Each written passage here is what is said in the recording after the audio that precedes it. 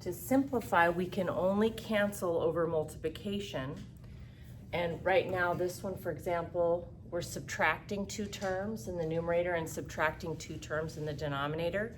So if we're going to be able to cancel, we need to turn these into multiplication pieces. So in the numerator, we can do that by factoring. Let's look to see what's in common. Notice they both have a v in common in the numerator. And then 15 and 35, the biggest number that fits into 15 and 35 is 5. So I'm going to take out a 5 and a v from both of those terms. And if I take out a 5, 15 divided by 5 is 3, so there's a 3 left over. And v squared divided by v is v. So taking out a 5 and a v is going to leave me with 3v. And then taking out a 5 out of 35, 35 divided by 5 is 7. And then we're taking out the v, so the only thing we have there is minus 7. You can redistribute to verify. 5v times 3v gets me back to 15v squared. And 5v times negative 7 gets me back to negative 35v.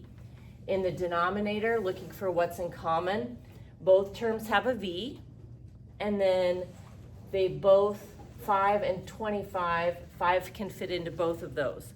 So I'm going to take out both a 5 and a v.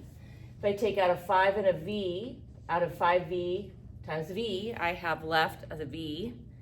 And if I take out a 5v out of 25, 5 fits into 25 5 times, so I have 5 left over. You can redistribute to verify. 5v times v gets me back to 5v squared. 5v times negative 5 is negative 25v. Now we're looking to cancel, and again, you can only do that with multiplication. So in the numerator, I have 5 multiplied by v multiplied by 3v minus 7.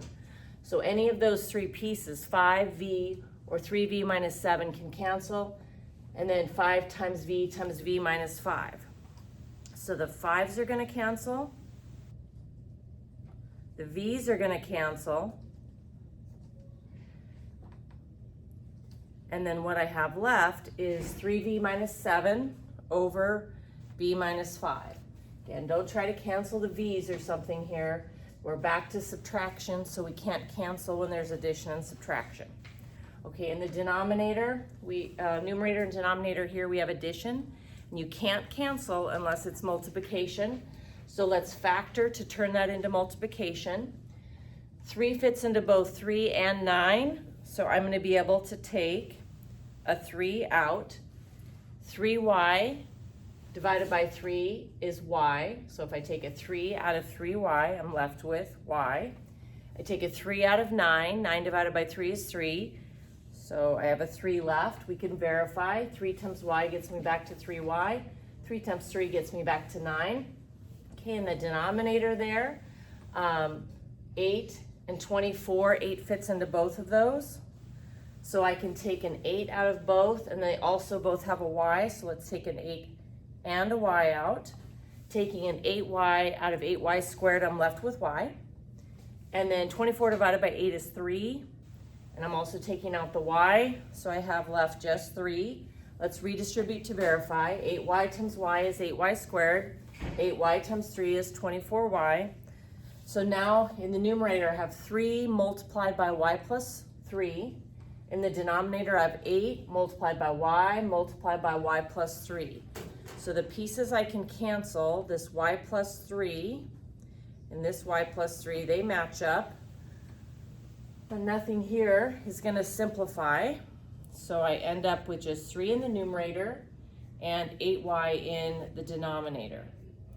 Okay, and just a quick reminder again why this is happening. Like if you had 2 plus 3 over 3, you cannot cancel the 3's.